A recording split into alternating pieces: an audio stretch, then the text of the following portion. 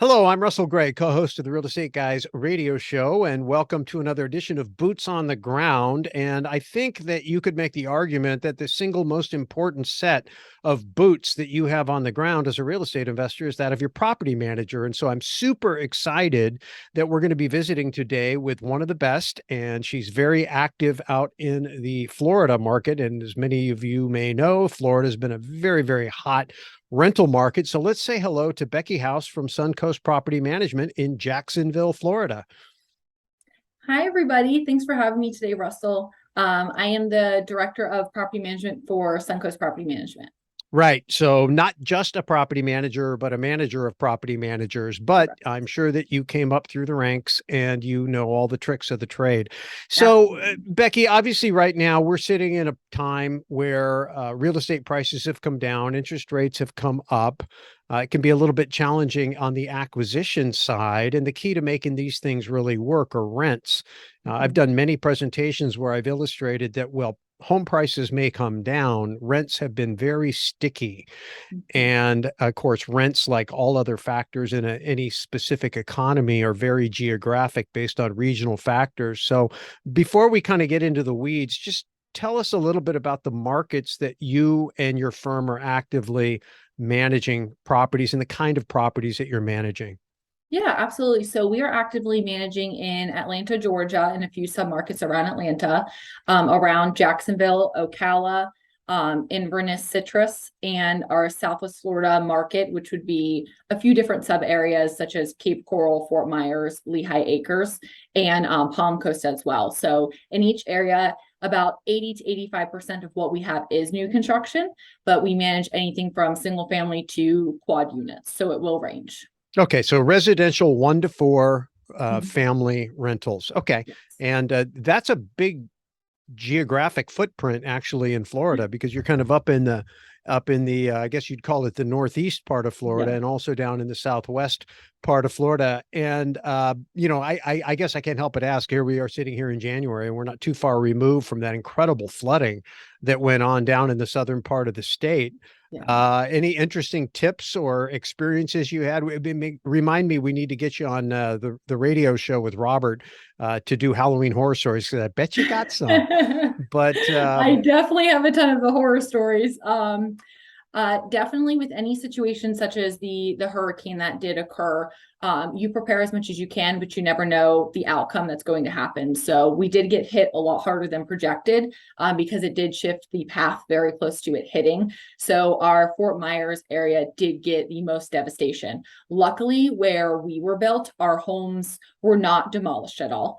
We did have roof damage, leaks, flooding, a lot of people evacuated. So definitely the most I can learn from that situation is to, be even more proactive and communicate with the tenants on different tips. Of course, we do that, but you can always do a little bit more. We're never perfect. Nobody is. But just getting them prepared for that situation and what to do to prevent any damage to the home. After that occurred, we did a property check on every single unit to drive by and to see if there's any catastrophic damage and to make sure that everybody's okay. So that was definitely a time consuming process, but to us, it's extremely important to check on our residents and the properties for our investors and make sure that we're doing everything that we can. so I'm imagining there were probably a few insurance claims Yeah. along the way. Do you, as a property manager, support the real estate investor in any way, interacting? I'm sure adjusters have to come out.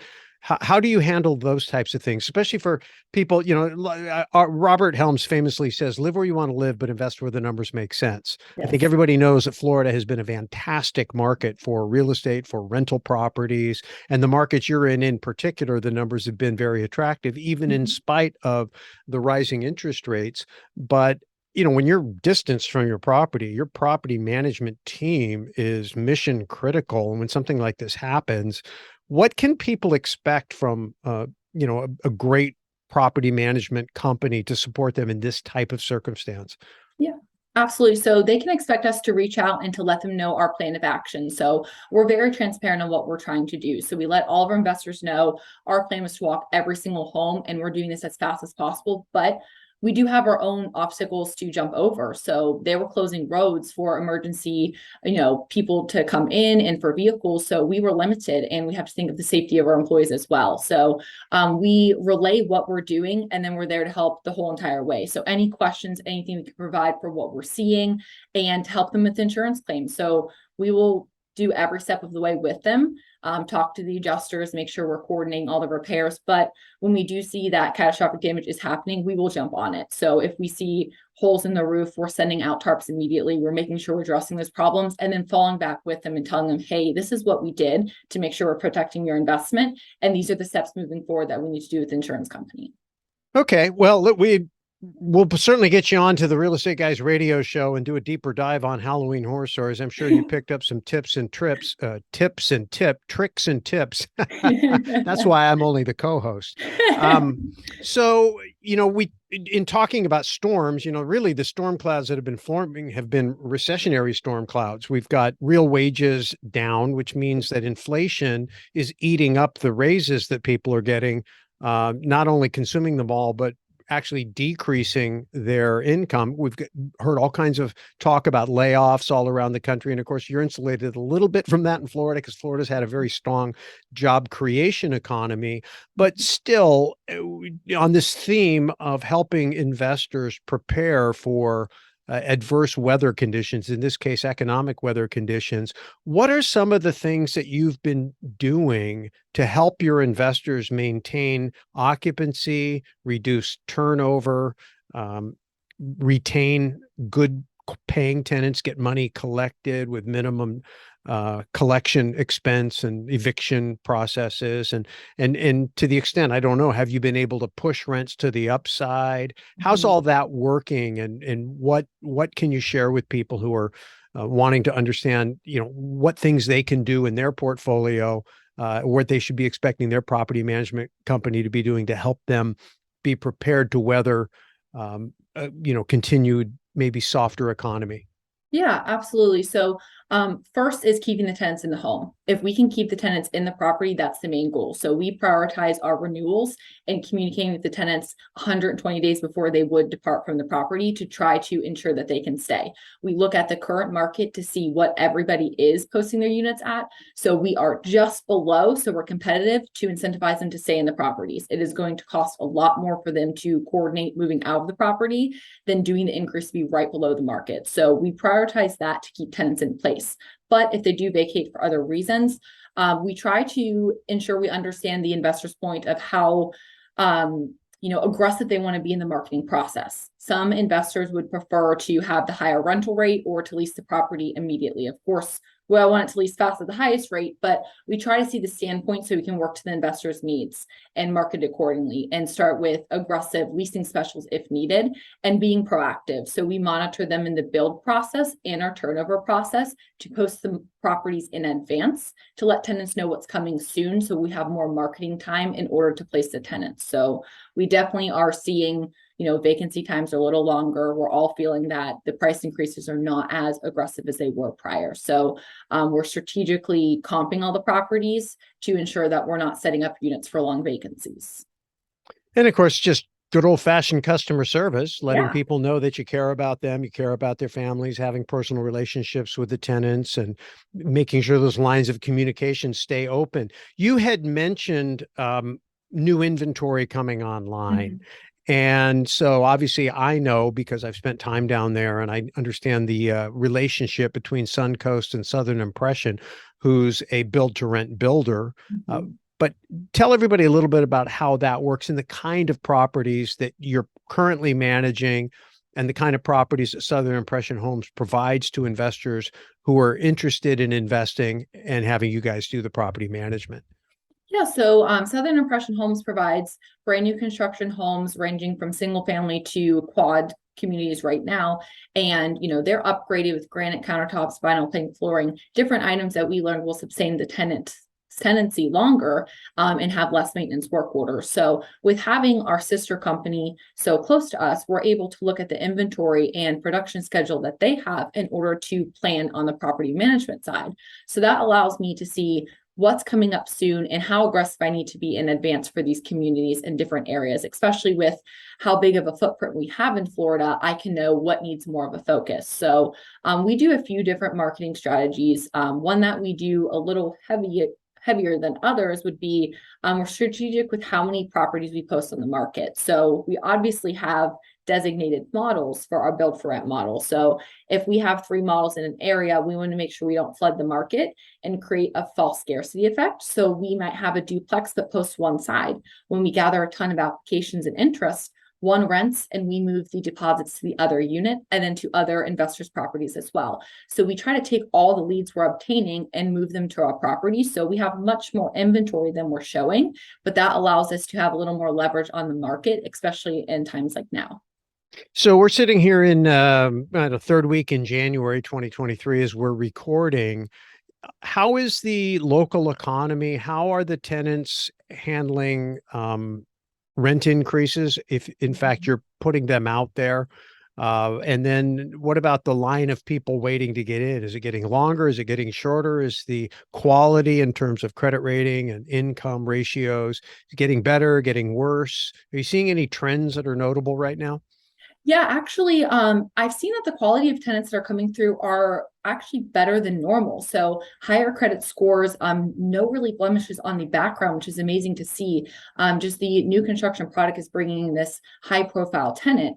I imagine that we would see a pickup for, the interest in homes, maybe mid-January, maybe the end after we're leaving the holiday season. I already secured, 50 deposits within the first 13 days of January. So we saw a huge increase from what we were seeing in December across all of our areas. So it was actually amazing to see that the market was picking up a lot faster than we projected. I am seeing that tenants are still hesitant.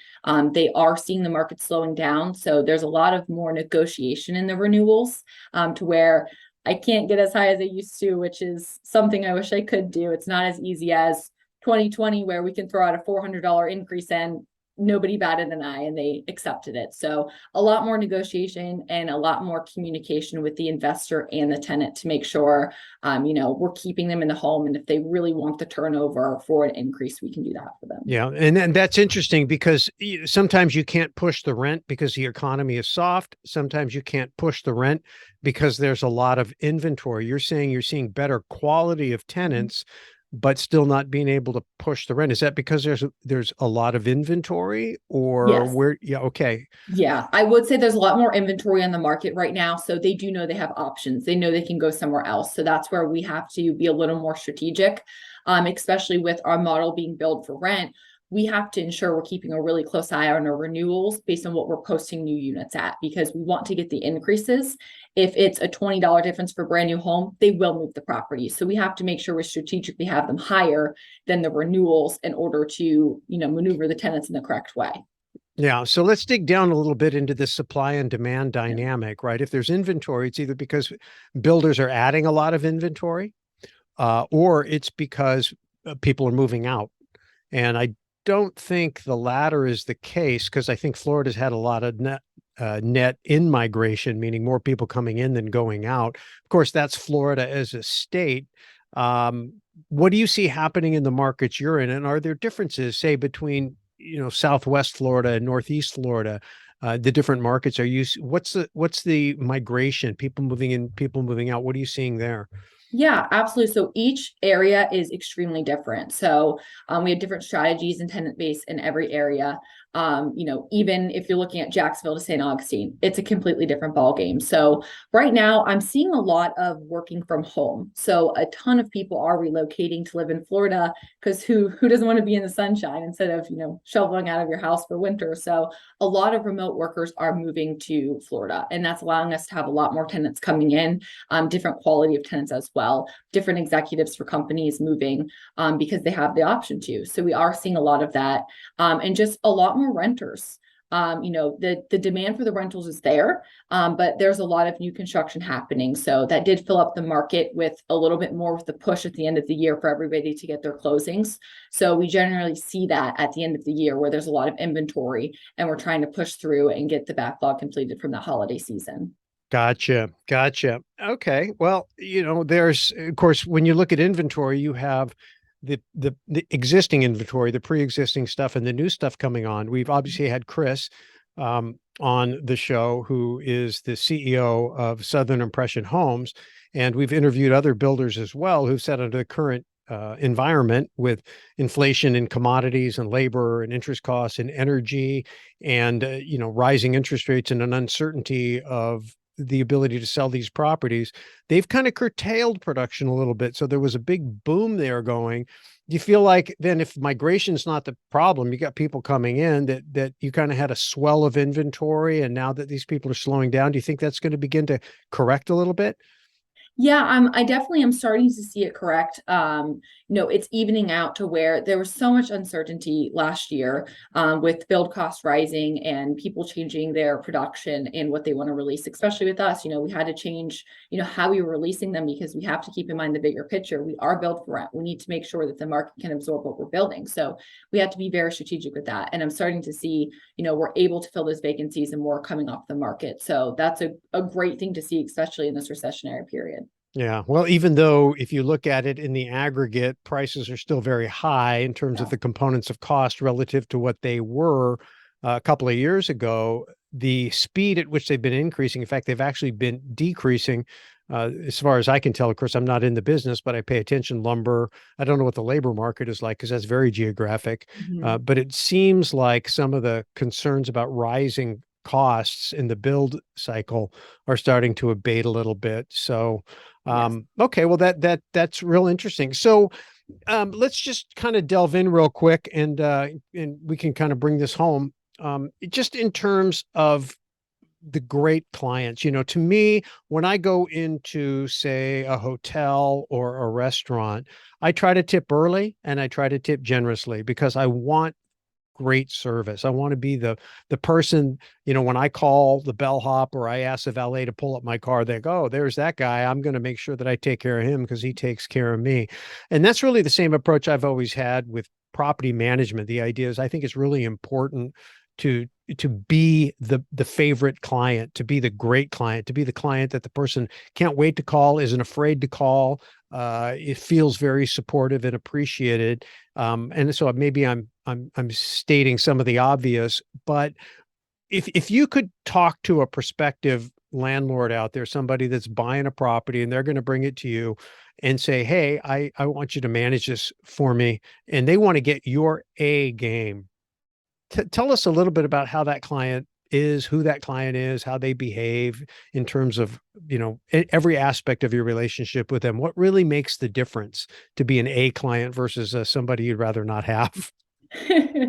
Yeah. So, in Suncoast, our like my motto to my employees is I'd rather over communicate with the owners. So for the A clients, we go above and beyond, and with all of our clients, because I'd rather communicate a situation happening in advance to let them know what's happening with the property and get their perspective on how to move forward. So we can't help what's happening. We can't help if a tenant truly lost their job and isn't paying, or if a fire happened and the house is burning down. What we can help is how we're communicating that and what we're doing to fix the situation. So first thing I always say is, did you call the owner and make sure that they're aware of what's happening? So those clients can expect us to call them as soon as something's happening to get them an update, whether we know exactly the outcome of what we will do, not yet, but we're going to tell you what's happening, get you some more updates, and come right back. So they can expect that, us to communicate with their tenants in the same exact way, making sure we're doing everything we can, thinking of the investment itself every single step of the way. Yeah. And so, being the type of person, if you've ever had to pick up the phone and call somebody and deliver less than great news, a reality check, if you will, you just want to be the kind of person that is understanding that don't shoot the messenger. Yes, yes. And understand that nobody did this on purpose and that we're all Yeah, here to figure it out and we're a team. yeah. So I think I have a big space in my heart for property managers because I feel like they're the unsung heroes of profitable portfolios. And so I thought it would be good to do a show and talk a little bit about what life is like from a property management perspective. Obviously, the market has changed a little bit. And I thought that that would be good to hear how you're handling some of that. And then, of course, we're very interested in the Florida market. It's the only market besides Belize that we've done field trips to in recent years, because in a lot of other places, the numbers just weren't making sense. Yeah. And I know the numbers have changed a little bit, and maybe we'll close out on that. But and I know you don't get maybe involved in the entire side of it because you handle the property management side, but uh, how are you seeing it in terms of investors being able to come in and buy properties at today's mortgage rates and today's rents and have those things pencil where they feel comfortable being in that market for the next and controlling that property for the next 5 or 10 years? How are those margins looking? Yeah, so I actually work really closely with the sales side and the construction side. So we're definitely seeing a change for the better, that the build costs are going down. So it's penciling a lot better. Where, a year ago, not everything was cash flowing, and we have to just think of the appreciation that's going to happen and, the bigger picture of the investment. Now we're seeing maybe two models do not cash flow and it's by $3. So a huge difference in that. And the rent rates are slowly increasing as well. Maybe, $5, $6, $7 a month, but we are seeing that increase. So it's turning for the better on both ends as we're moving forward in this period. Yeah, and we've talked about this on the show before. One of the advantages of brand new inventory or relatively new inventory is you're not stepping into a hornet's nest. You're just not stepping into a Absolutely. deferred maintenance, where, oh my gosh, the property looks good, but it needs brand new plumbing, which is the bane of, owning a property, because you get zero credit for fixing the Oh, plumbing, but you absolutely positively have to do it. And, you don't have to worry about electrical and plumbing and a lot of stuff. It comes with a builder's own warranty. It's all brand new materials. It's already all up to code. And so when you start out buying a property, when interest rates are higher and rents, you're not able to push rents as far and as fast as you'd like, the advantage is you can really get by more easily on those thinner margins, because you don't have to have as big a reserves, because all the major stuff is kind of covered already.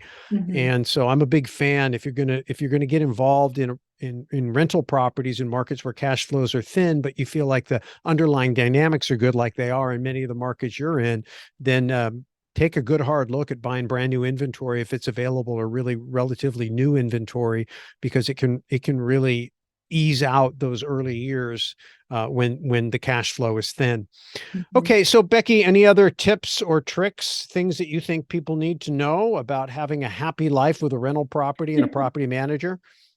Um, I definitely would just say the communication, of course, as you were saying earlier, we are the messengers. So obviously we're not creating the repairs, but we take the hits and we do it because we love what we do. And, every day's different, but with our new homes, there's less maintenance, less things happening. And it's so great to build a relationship with those investors and just see the bigger picture of what they're trying to do and place those great tenants for them and watch the investment grow. So even sometimes in performas, we'll see that what we projected for the unit, and then we'll go to the leasing and maybe we'll get $200 over. So those are the scenarios where we love delivering that news, and the happy sides of property management, where we're getting increases higher than we projected because we're comping each unit before they go in the market. So, we're here as a relationship. So we do everything with you and communicate with you along the way.